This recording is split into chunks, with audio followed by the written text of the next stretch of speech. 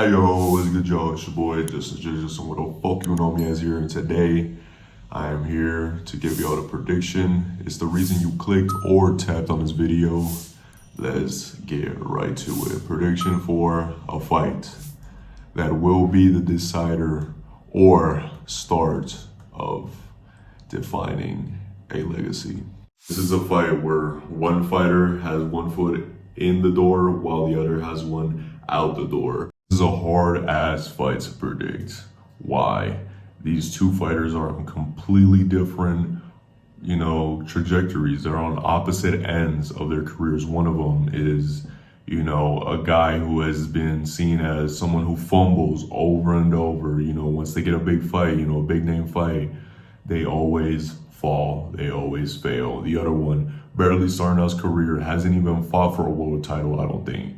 Cheated on a drugs test, has only fought 3 times in the last 3 years as a prospect, which is insane. The other fighter has also only fought 3 times in the last 3 years because of doubts and still was finding his style. One of these fighters is absolutely loved by his dad, only says good things about him, backs him all the motherfucking way, and is his trainer currently.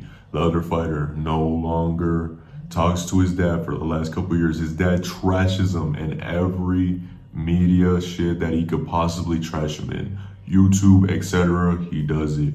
Not only have they not been speaking for the last couple years, and the fact that he has been trashing him for a while now, especially in the lead up to this fight, has also gone against his son, has picked against him completely. The younger fighter, early on in his career, he has decided, and we already know how he plans to fight. It is his style. He comes out there and fucking throws bombs, using his explosivity to his fullest potential. The other fighter, completely different. Yes, he is a better fighter than he is, just a technical.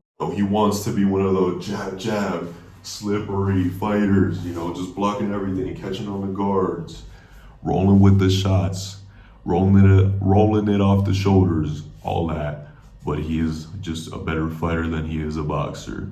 Not only that, they fight in completely different weight classes. 147 welterweight against a 168 pounder, currently at least. They are fighting this fight at 160, which raises a lot of questions. Can one fighter's power hold up and knock out the other man who has been knocked out? We saw get knocked out not that long ago. Enough of that elongated intro. Those were pretty much, I'm pretty sure those are the facts, the cold hard facts. I don't know if, they're necessarily opinions, but as far as opinions go, I'm gonna give one right now. I fucking hate Conor Benn. I think he's a dickhead, complete dickhead. Not only does he look like one, but he is one from what we saw. I will say though, the beard is definitely a good look on him. I think going forward, it should, it sets a good tone, I think, for his fight in terms of the seriousness that he's bringing to the ring this time, Going up to fucking 160 is kind of crazy. My question is, how good is the weight cut for Chris Eubank Jr. as of right now? I do think that it depends a lot. I don't think that it should be a big problem, considering, it's not an MMA fighter weight cut, but the big problem, I think, isn't necessarily the weight cut, but maintaining his weight on fight day, because there is a rematch clause, as well as a 17 by 17 foot ring, which favors the other fighter as well. There's 2 things that favor one fighter, that being Conor Benn. The question is, will his power translate over to 160 against the bigger dude? Looking at the pre-workouts, he's looking good, he's looking sharp. I love the pivot, completely switching the angles. A good sign for him coming into this fight. Now, the question is, how will his stamina be at 160? I think that if we were talking 147, it would be completely fine, but this ain't his weight class. This is not only just a little bit up, it's not 150, it's not 154. This is 160. That is a huge jump from one fight to another. It's a huge jump. Basically, just a shit ton of question marks around this fight, and it's hard to say that we know because we don't know. We really don't know. Both of these dudes were experienced, and this were the first time. I think it would be safe to say that the experienced guy who has faced multiple opponents, who has some to prove, who also was willing to make a $1 million bet, would win.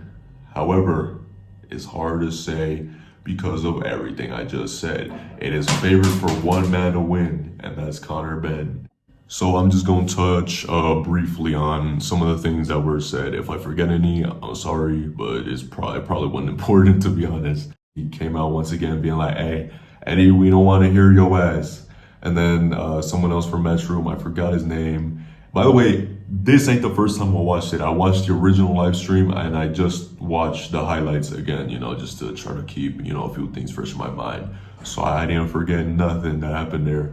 So then we got that. We did get the mention at the end of the press conference, or near the end of the press conference, about, the bet, the $1 million bet, that apparently Eddie ain't allowed to do it or else he'll face a 100K fine or whatever. Is it gonna happen? Honestly, probably not. I don't think that Eddie's actually interested in honoring, his word of the bet. Not because he's a bitch or anything. Like, I just think he, just doesn't want to jinx nothing for his fighter or whatever. I really don't. Your boy really, really doesn't want to be wrong about his fight.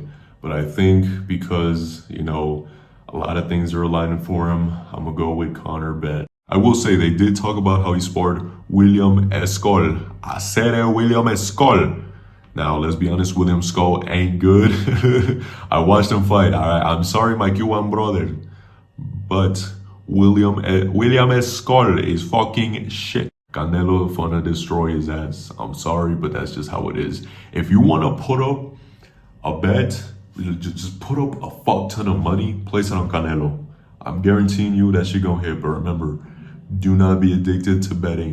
Do not be addicted to betting because it's a sin. I do not condone gambling if you're a Muslim. If you're a Muslim, 17-foot ring, 17 by 17, that, is placed there, the weight cut and the weight clause, especially the weight clause. I don't think the weight drain is that bad, but staying, within it's probably something like 10 pounds of the weight. I have not heard so far, like, what weight he has to be at or whatever. We haven't really heard that, I don't think.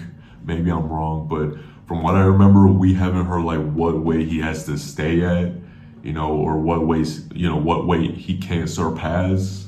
We haven't heard any of that. So let me know what y'all think in the comments down below, and I'll see you on the next video. Bye-bye. See y'all later. Peace. Remember, like, comment, share, subscribe. Your boy's trying to get out the hood.